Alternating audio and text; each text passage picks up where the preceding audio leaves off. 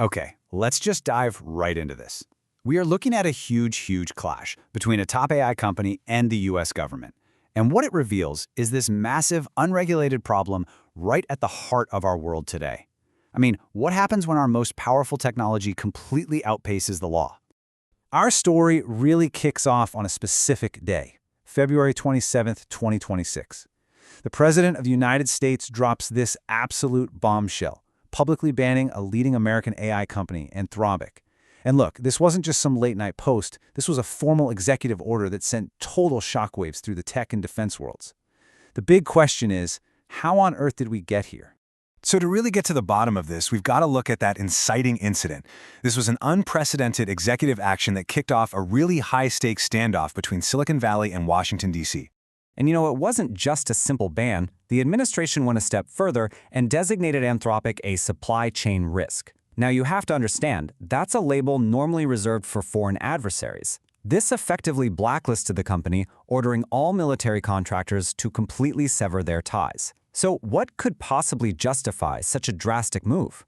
Well, the whole conflict wasn't about money, and it wasn't some typical contract dispute. No, this was about two very specific ethical boundaries that Anthropic simply refused to cross for the Pentagon. These are the two non-negotiable points that sparked the entire confrontation. Let's break down each one, because this is exactly where you see the unregulated nature of AI become a real-world, really scary problem.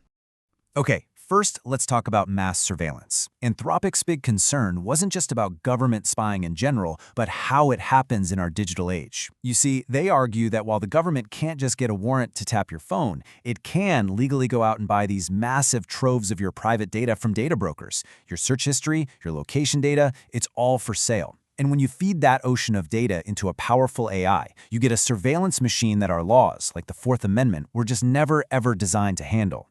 And then there's the second red line, autonomous weapons. And here, their argument is almost purely technical. They're saying the AI is just not safe enough for this. It's prone to these errors called hallucinations, which, on a battlefield, could be absolutely catastrophic, leading to friendly fire, civilian casualties, you name it. And this right here perfectly illustrates the danger. An AI can be 100% confident and 100% wrong at the exact same time. It could misidentify a school bus as a military target with total certainty, leading to a tragic, irreversible outcome. There's no undo button in warfare. So this whole standoff really created a fundamental clash of worldviews. You've got a company's sense of ethical responsibility on one side and the absolute authority of a nation-state on the other. Now, this is what's so interesting about this. It really frames the core philosophical debate here. In this legal gray zone, who gets to be the ultimate judge of right and wrong when technology is moving so much faster than the law? From Anthropic's perspective, this was not about them trying to dictate military policy. Their argument was pretty simple. We are refusing to license our product for uses that we believe are either technically unsafe or just fundamentally anti-democratic, especially in a world where the law hasn't even begun to catch up. The government, though, they saw this as an act of pure arrogance and betrayal. Their argument is that Anthropic is trying to force its corporate terms of service to overrule the U.S. Constitution and the will of the elected government. Anthropic said they tried to find a middle ground, but they felt the government's counterproposals were just filled with legal jargon, legalese, that created these giant loopholes that would make any ethical protections totally meaningless. So the fallout from this disagreement was swift and it was severe.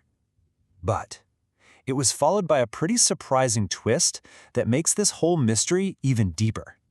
So what was at stake immediately? A prestigious Pentagon contract worth up to $200 million. But really, this was about way more than just the money. This was about principle.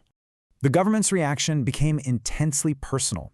You had officials accusing the CEO, Dario Amodei, of having a god complex, and one former advisor even called the ban an act of attempted corporate murder. Things got heated. But here's where the story takes a sharp turn.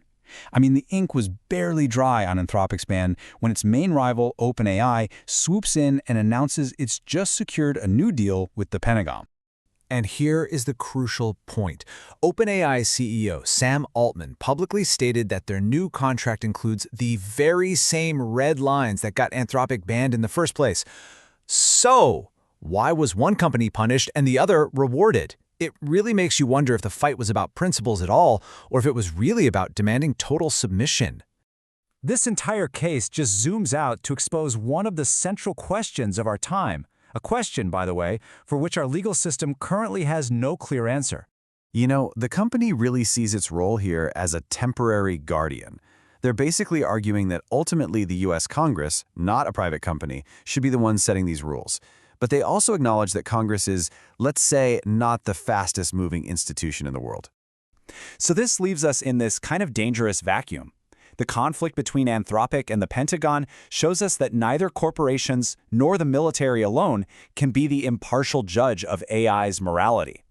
And that really brings us to the final, pretty unsettling thought this case forces all of us to confront. In this new, unregulated frontier of artificial intelligence, this conflict is just a preview of the defining power struggles of our century, leaving us all to wonder if technology is always one step ahead of the law, who is protecting us in the meantime?